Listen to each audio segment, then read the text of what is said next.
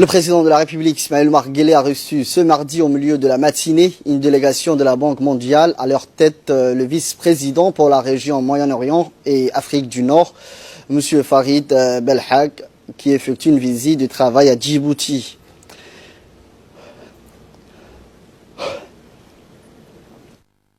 De courtoisie placée sous le signe du renforcement de relations de coopération entre la République de Djibouti et la Banque mondiale. Les discussions se sont également penchées sur des perspectives de coopération existantes entre la Banque mondiale et le gouvernement djiboutien. Outre les échanges entre le chef de l'État et le vice-président de la Banque mondiale, ce dernier a également introduit au chef de l'État le nouveau représentant de la Banque mondiale, M. André Kerché, qui a succédé au représentant sortant de la Banque mondiale, M. Ato Sek. Il achève sa mission à la République de Djibouti où il a passé 3 ans et demi au service. Côté djiboutien, ont pris part à cette audience le ministre de l'économie et des finances, Ilyas Moussa Douale, le secrétaire général de la présidence, Mohamed Abdoulaye Waïs, le conseiller du chef de l'État pour les affaires économiques, Mohamed Zakiye. À l'issue de sa mission à Djibouti, le représentant sortant de la Banque mondiale nous a fait part de ses impressions durant son mandat de 3 ans et demi. 3 ans et quelques que je suis à Djibouti. D'abord, j'ai bien aimé le pays, j'ai bien aimé le peuple djiboutien. Aussi, ça nous a permis de travailler avec le gouvernement à résoudre des questions de développement, à engager le gouvernement à améliorer l'éducation, à améliorer la santé, à améliorer l'accès à l'eau, à travailler pour la résolution des bidonvilles, à l'accès à l'énergie et l'électricité dans les Balbala et aussi dans les villages reculés, que ce soit Obok, Hol, Aléadé. Donc c'est une mission que je complète, mais avec beaucoup de satisfaction parce qu'on a pu avoir beaucoup de résultats. Le vice-président de la Banque mondiale, qui est en visite de travail à Djibouti, s'est exprimé devant le micro de notre consoeur Hidaya Mohamed. Il a salué les efforts inlassables du président de la République de renforcement de liens de coopération entre la Banque mondiale et Djibouti. C'est ma première visite à Djibouti, c'est un honneur pour moi d'être ici et ça a été aussi un très grand honneur d'être reçu par Monsieur le Président de la République, qui est un homme qui a depuis toujours été connu pour sa vision et pour sa sagesse et pour la manière avec laquelle il a maintenu un pays stable, un pays qui est une promesse de développement. Donc c'est très important pour la Banque mondiale d'avoir un partenaire comme Djibouti, un partenaire comme Monsieur le Président de la République.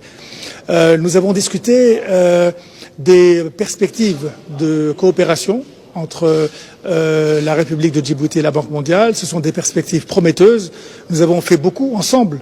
Nous avons beaucoup appris de l'expérience de Djibouti et Djibouti a beaucoup profité de l'expérience que la Banque a proposée en termes de développement et notamment développement dans des pays à fort potentiel de croissance.